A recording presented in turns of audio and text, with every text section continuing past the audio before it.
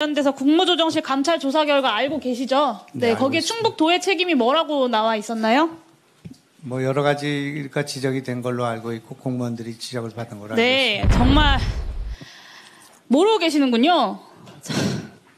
그래서 그 공평 일일이 여기다 이지하차도 관리 주체이자 교통통제 권한을 가진 기관으로서 사고 발생 이전 교통통제 기준이 충족되었음에도 실시하지 않았다. 사고 당일 미호천 범람 신고, 위험 신고를 받았음에도 비상 상황에 대응하는 조치를 취하지 않았다. 모르세요?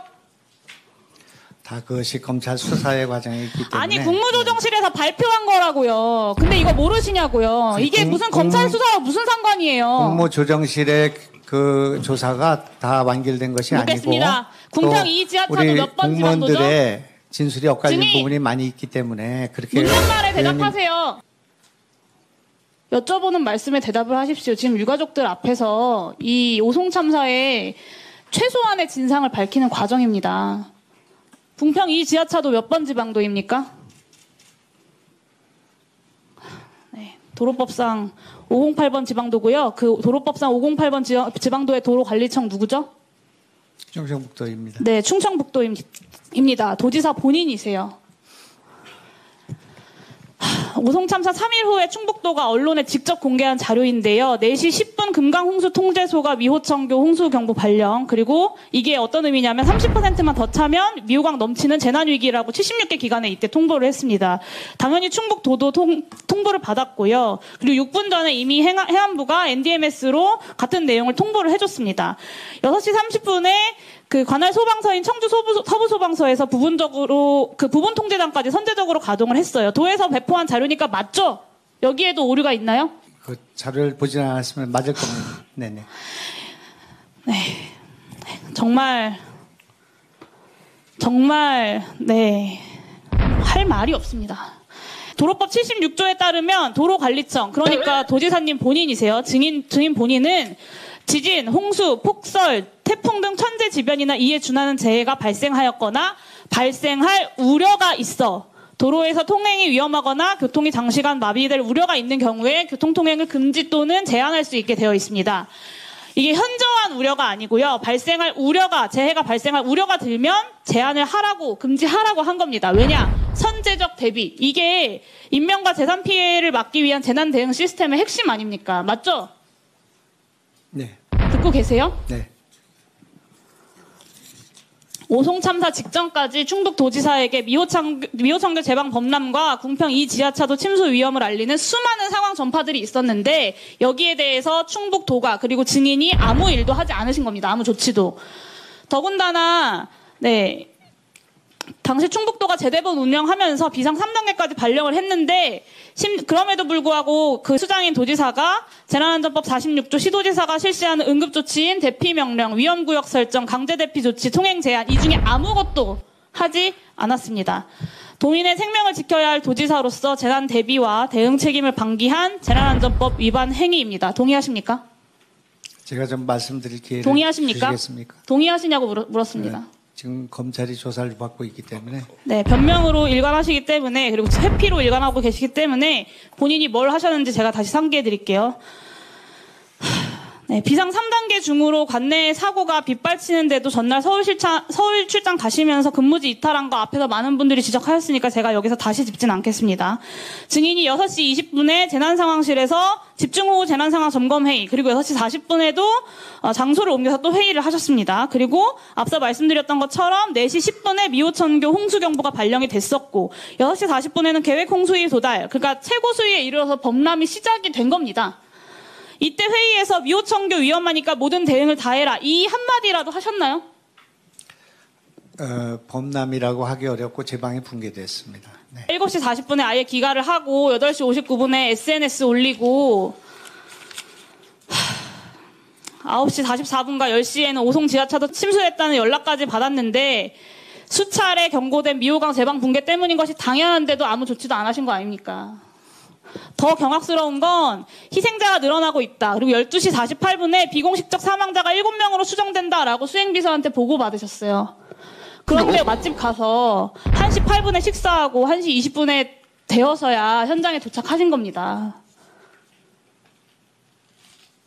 비공식적 사망자가 7명이라고 추정된다고 보고 받으신 이후에도요. 그럴 리가 이미 있겠습니까? 한참 전에 언론에서 속보까지 나고 있던 상황이었습니다. 수많은 희생자들이 지하차도 한가운데에 있던 그때에 증인께서는 맛있는 음식을 드시고 계셨던 겁니다. 이게 대한민국의 정치 그리고 공직자의 현실이라고 저는 정말 믿고 싶지가 않아요. 유가족분들은 어떠시겠어요? 재난 대응의 경각심과 책임성이 얼마나 낮으면 도지사라는 분이 모든 권한과 책임을 쥐고 있으면서 어떻게 이렇게까지 아무것도 안 하셨을까? 저는 정말 믿기지가 않습니다. 본인의 책임 인정하시고 사과하시고 도민들에게 책임 있게 사퇴하시는 것이 맞다고 저는 생각하는데 어떻게 생각하십니까? 네, 전혀 사실에 근거하지 않고 있기 때문에 그리고 일방적으로 말씀하시잖아요. 그러니까 제가 묻는 것만 답변하세요. 저한테 답변할 기회를 주셔야죠. 묻지 않은 걸 자꾸 답변하시니까 그러는 것 아닙니까? 아니 제가 7명이 그리고요, 또 실종됐다는 얘기를 말씀드릴게요. 듣고 식사를 하러 갔다는 얘기 38만의 어떻게 어투비 가능하겠습니까? 결제한 내역이 있지 않습니까? 짜그리집. 예?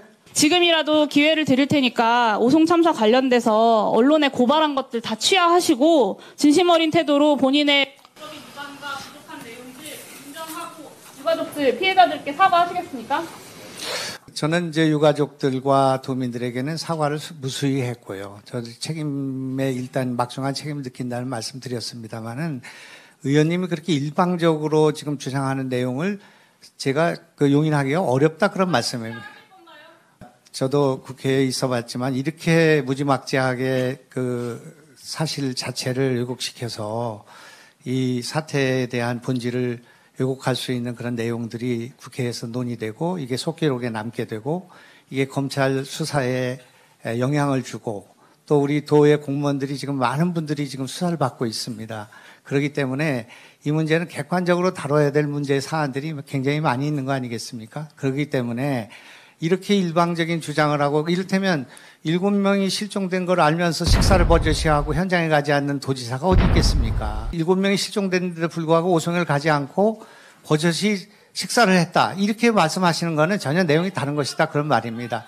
제 그 현장에 가지 않은 것에 대해서 개탄하고 제가 일찍 갔어야 된다는 그런 뜻으로 한 말씀인데 그것이 무슨 제가 거기 가지 않았기 때문에 해결하지 못했다는 식으로 그걸 인용하고 하는 것은 부분을 가지고 하는 말씀이고요. 증인이 답변하는 과정에서는 모든 것이 다 명확하지가 않고 엉망진창입니다. 그래서 세 가지 경우 중에 하나일 것 같은데요. 하나는 수행비서가 허위로 이 문서를 작성했다.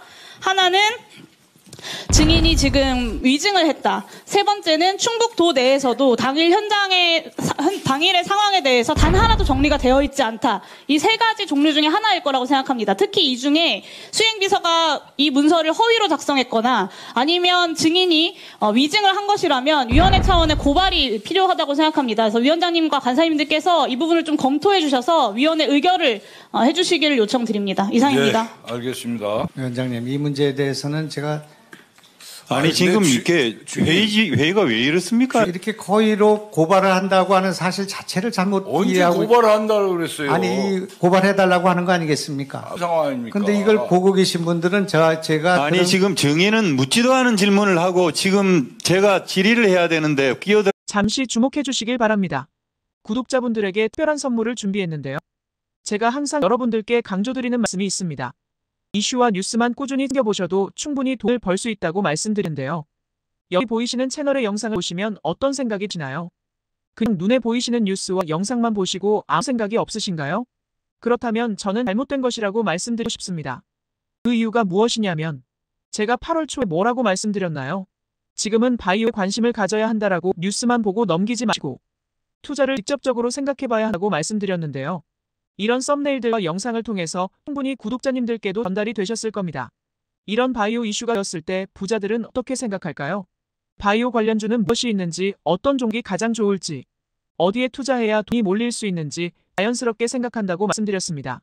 지난번에 구독자분들과 함께하는 주식으로 수익 내기를 진행했었는데요. 100% 무료로 진행을 했고 이 사진을 보시면 아시겠지만 구독에는 문자 메시지를 남겨주신 모든 시청자분들께 이렇게 바이오 관련주 중에 가장 급등할 확률이 높은 딱 한 종목을 드렸습니다. 8월 13일에 우정바이오를 추천을 드렸습니다. 여기 나와 있는 사진을 보시면 정확히 얼마에 매수하고 어떤 종목을 사야 하는지 어느 점에 팔아야 하는지 이런 부분들까지 여러분들에게 정확히 알려드렸는데요. 실제로 많은 분들께서 수익을 보셨습니다. 오른쪽을 보시면 알겠지만 8월 13일에 우정바이오를 소개해드리고 나서 실제로 며칠이 지나지 않고 이렇게 주가가 상한가가 되었습니다. 당시에도 굉장히 많은 분들이 제가 드린 이 종목으로 수익을 내셨습니다. 지난번과 똑같이 구독이라는 문자를 보내주시면 이번에 이슈가 되고 있는 주식 중에 앞으로 대장주의 구실을 면서 주가 가장 크게 상승할 한 종목을 시청자분들에게 문자로 종목명과 사고자 하는 시점을 모두 알려드리겠습니다. 이 영상을 보시고 계시는 시청분들 중에 종목이 궁금하다 하시는 분들은 남녀노소 시간 뗀 건 없이 이렇게 상담 번호를 항상 남겨놓고 있습니다. 전번호 010-5648-2209 똑같이 무료 급등 주식 문자를 보내드리겠습니다. 돈을 받는 것도 아니고 투자를 대신해드리는 것도 아니고 부담 없이 구독 문자 보내주시면 되십니다. 수익이 나신다면 구독과 좋아요 한 번씩